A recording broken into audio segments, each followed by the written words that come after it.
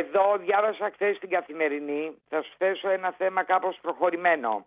Διάβασα για αυτά τα σχέδια με την εγκύκλιο από το Υπουργείο Οικονομικών αναφορικά με την πάταξη της φοροδιαφυγής. Ναι. Που είπε ότι θα γίνονται οι έλεγχοι, όλοι αυτοί οι αυστηροί θα μπαίνουν στα σπίτια, θα παίρνουν χαλιά, πίνακες κλπ. Όλοι είμαστε υπέρ του αυστηρού ελέγχου και της πάταξης φοροδιαφυγής. Εμένα η άποψή μου όμως είναι, και τη θέτω επισήμως και θα τα πω και στη Βουλή, ότι προς το Υπουργείο Οικονομικών, για να πείσεις τον Έλληνα να μην φοροδιαφεύγει, θα πρέπει να αλλάξεις την εικόνα ως κυβέρνηση και Υπουργείο Οικονομικών του κράτους, αρχής γενομένης από την πάταξη της φοροδιαφυγής των ίδιων τυχών εφοριακών. Δηλαδή, για να πείσεις τον Έλληνα να μην φοροδιαφεύγει, πρώτα οργανώνεις τις υπηρεσίες σου με σοβαρότητα, με ψυχραιμία, με εχεμήθεια, γιατί έχουμε πολλαπλά παραδείγματα. Πάρτε τώρα τη λίστα Λαγκάρντ. Έγινε το ξεπουπούλιασμα, διαπομπεύτηκαν άνθρωποι, δεν τιμωρήθηκαν αυτοί που έπρεπε. Γελιοποιείται ο Διώτης, έχουν γελιοποιηθεί όλοι οι πρώην που μετήχαν στο φορολογικό εννοείται σύστημα και έλεγχο. Άρα πρώτα κάνεις πόθεν έσχες στους εφοριακούς, κύριε Στουρνάρα, κατά τη γνώμη μου πάντα. Ναι.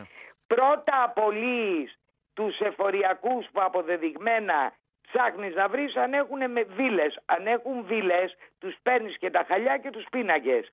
Άρα δεν μπορεί να εξακολουθήσουμε να κάνουμε νόμους όταν ο ίδιος ο μηχανισμός που θα με ελέγξει εμένα ή εσένα παραμένει αλόβητος, και όταν έχουν δημιουργηθεί περιουσίες από εφοριακούς, από δημοσιογράφους, από δικαστικούς, να τους βάλουμε όλους μέσα.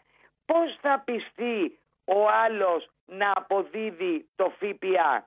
Διότι εδώ με τη λίστα Λαγκάρτ, την οποία και εγώ την παρακολουθώ, έχουμε γελιοποιηθεί ως κράτος. Όλα τα άλλα κράτη, χωρίς να διαπομπεύουν, χωρίς να κουτσομπολεύουν, χωρίς να κάνουν όλα αυτά τις διαρροές σε επιλεκτικούς δήθεν προοδευτικούς δημοσιογράφους, τις υποστηρικτές της αλήθειας, πρώτα πήραν τα λεφτά από τους φοροφυγάδες και μετά ωφελήθηκε το δημόσιο. Εμείς τι κάναμε?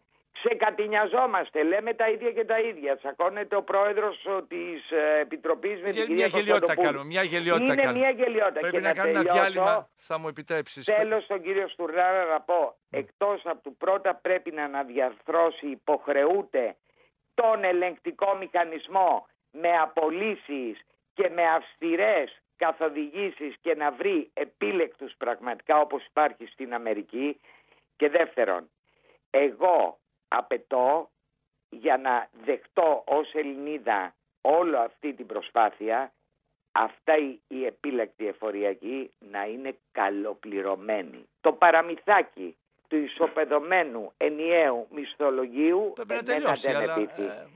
Πρέπει να τονίσει το Υπουργείο Οικονομικών και ο Πρωθυπουργός, αυτοί που θα αναλάβουν την πάταξη ουσιαστικά της φοροδιαφυγής, να είναι καλοπληρωμένοι. Με 1.000 ευρώ ξέρω που θα καταντήσει αυτό το πρόγραμμα που δημοσίευσε χθες η Καθημερινή και άλλες εφημερίδες για την πάταξη φοροδιαφυγής. Είμαι σαφής?